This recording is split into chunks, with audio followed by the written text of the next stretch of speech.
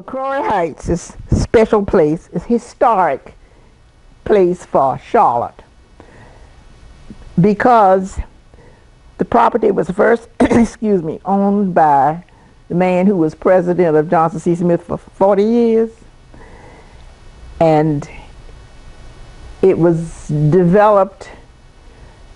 He developed it, and it was it housed and still does to some extent a special community of educated black folks who became strong functioning members of the entire community. And lots of people who lived in this community have been good influences throughout the Charlotte neighborhood. Long. And we started saving money to try to, well, to pay for the lot and to build the house. We lived on the campus. After we lived in Bernice Rory's, not Rory's, Bernice Richardson's house, we lived there for a year, and then Jack went back. He had GI money coming to go work on his doctorate. And I went back and stayed with my aunt and uncle, and he went back to Philadelphia because the GI money was going to run out. And he went back. And then when we came back, was when we rented this little house, the Davis house on the campus. There were 2 or 3 small houses, shacks, that Smith owned. And we rented one of them, the one next to the Davis house. We lived there for 2 or 3 years while we saved money to build this house. That when I say shack, when Jack was born while we lived there, there was no subflooring.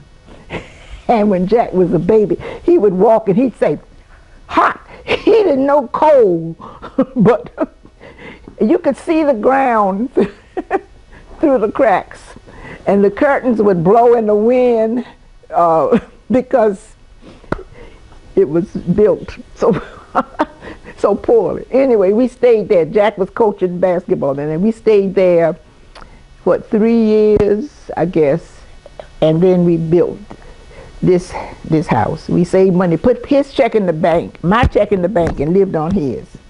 I remember I had 2 pair of shoes, a black pair and a brown pair, and I alternated. I remember my father was living when he didn't live to see the house built, but we had shown him the property, and he was very impressed. He was very happy for us. He died, I think Jack was about 18 months old, but he was very impressed with it, and we looked forward to it, and we thought we were doing something, building the house. We had several ministers who came out of the Presbyterian Church and who were members of the seminary at Smith, and who have influenced many good things in our city.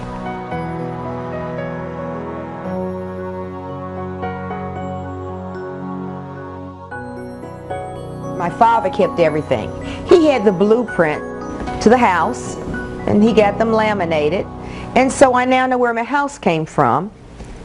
And basically, the house was built just to these specifications. And I also have a picture of when we first moved in the house. There was no one on the street, and we didn't have any streets at that particular time. This was a very warm and wonderful neighborhood. I remember that most of the women in this neighborhood, basically probably 60% or more, were teachers, were school teachers. A lot of the men in the family, men in the neighborhood, were principals, lawyers. A lot of kids started moving into the neighborhood, and I had more people to play with. And I got my bike, and we used to ride all around the neighborhood. We felt secure. We were secure. It was so safe back then. We'd ride all the way up several blocks. I remember that there were woods all around here.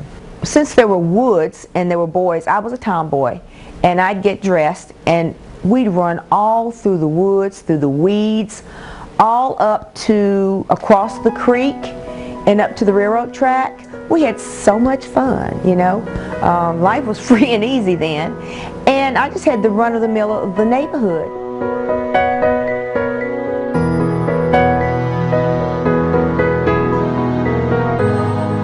No house here.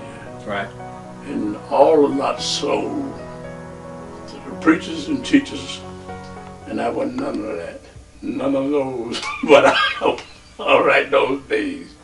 So I sold the restaurant and started buying property. Then I learned how to paint, thread pipes, put in one of the glasses, and I've done that from that day to this day. And I've bought houses where you get good real estate for $3,000 and $4,000. A brand new house was $6,000 and $7,000. Every nice house was $8,000. And everybody that owned the house wanted to have something you bought back then. And a lot of them got them now. But anyway, that's why I think I bought over here. I bought a used house first. Then I bought this one. And then I started buying property. You know, that was good money. Wow. Yeah, and I just stayed in it to the day. And what Money was hard to get from the banks when you work for yourself. You go to the bank, I want to borrow $20,000. I want to borrow $30,000. If you wasn't working for someone else, the answer was no. And that puts you, all the money you make, buy something so you wouldn't have to go to the bank and get your money. And that's a good business. When you borrow money, it's half of it to pay it back. And you never get a hold of nothing. Mm-hmm. But when you buy and don't have to borrow it, you earn more, it goes farther, and it teaches you something. That's a school by itself. And I guess I've bought over 100 houses, bought and sold. Bought and sold, bought and sold. Good money in buying and selling. See, over 90, I'm 95. And I can still show a person what to do. That's why I got out of it. You know. Yeah. And you can get out of it if you do it yourself, but they don't have to allow you to do it now. We got to have a license. Yes, yeah, but. Oh, that's great. But you understand what I'm saying? Yeah. Okay. Yeah. Yeah, you're a self-made man.